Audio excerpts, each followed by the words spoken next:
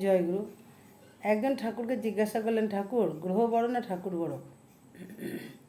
শ্রী শ্রী ঠাকুর বললেন, গ্রহ মানে প্রবৃত্তি মাফিক চলা, মানে প্রবৃত্তির অভিব্যক্তি। সেই চলনে চললে তবে গ্রহের ফের থাকে আর কি। মানে খারাপ খাবার যদি আমি খাই, অখাদ্য কুখাদ্য যদি খাই, তাহলে তার একটা প্রতিক্রিয়া, যে সে রিয়াকশানটা খারাপ হবেই, তাহলে আমি গ্রহের পাকে পড়লাম। কিন্তু যদি ঠাকুরের চলনে চলি, যদি ঠাকুরকে ভালোবাসি, তাহলে আমি অখাদ্য কুখাদ্য খাবো না, সেখান থেকে সরে আসবো। তার মানে গ্রহের ফের থেকে আমি সরে এলাম। আমি ভালো খাবার খেলাম, হ্যাঁ, শরীর ভালো থাকলো, কোনো রোগ জ্বালা যন্ত্রণা হলো না, তাহলে আমি গ্রহ থেকে নিবৃত্তি পেলাম। তাই গ্রহ আর কিছুই নয়, গ্রহ আমরা নিজেই তৈরি করি। প্রবৃত্তি মাফিক চলনাই হচ্ছে গ্রহে ফের। যখনই আমি উল্টোপাল্টা চলনায় চলবো, উল্টোপাল্টা খাওয়া দাওয়া করবো, তখনই আমি গ্রহের পাকে পড়বো। আর এর থেকে মুক্তি একমাত্র ঠাকুরের শরণ নেওয়া। ঠাকুরের চলনায় চললে তবে গ্রহ থেকে মুক্তি পাওয়া যায়। আবার কোনো মানুষ যদি নিয়মিত নাম ধ্যান যজন যজন ইষ্টবিধি ঠিকমতো করে এবং ইষ্টকে মাথায় নিয়ে চলে, আর নাম ধ্যানটা যদি ঠিকমতো সে চালিয়ে যায়, তাহলে কিন্তু সে কোনো গ্রহই তাকে কাবু করতে পারে না। সে মানে কে কী বলছে সেটাও বুঝতে পারে।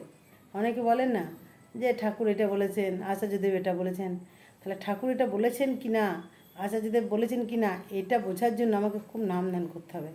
আমার যদি নাম ধ্যানের জোর থাকে, তাহলে আমি সামনের মানুষটা কি বলতে চাইছে সে বলার সঙ্গে সঙ্গেই বুঝে নেব যেটা ঠাকুর বা বড়দা আচার্যদেব কারুরই বলা কি নয়, কি তার মানে মন থেকে তৈরি করে সে একটা নিজের কোনো কিছু বাঁচবার জন্য হয়তো সে পথটা সৃষ্টি করছে, সে একটা কথা বলতে চাইছে, সেটা আমি বুঝতে পারবো।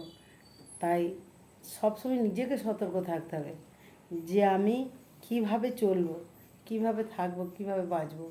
এখন যা অবস্থা, গ্রহ তো পায়ে পায়ে ঘুরে বেড়াচ্ছে, তাই গ্রহ থেকে মুক্তি পেতে হলে সে গ্রহ রাজ্যের কাজে যেতে হবে। কিন্তু আমরা তো মানি না, গুরুই হচ্ছে সব গ্রহের রাজা, সব কিছুর রাজা।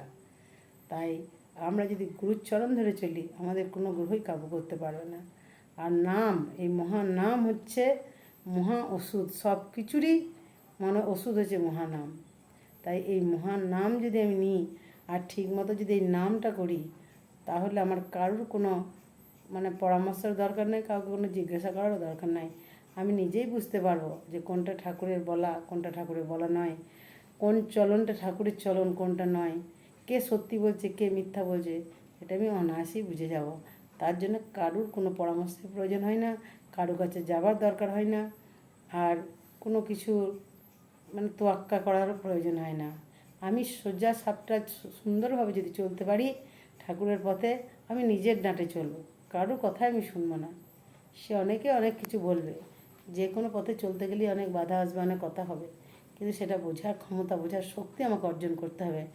তাহলে আমার মানে ঠাকুরের মানুষ হিসেবে আমি পরিচিতি হব। কিন্তু আমি যদি না চলি আর আমি যদি উল্টোপাল্টা কাজ করি, তাহলে ফল তো আমাকে পেতেই হবে। এটা তো কোনো মানে বলার অপেক্ষা রাখে না। তাই এই গ্রহ থেকে মুক্তি পেতে হলে ঠাকুরকে ধরে ঠাকুরের মতো করে চলতে হবে, তার মনের মতো হয়ে উঠতে হবে।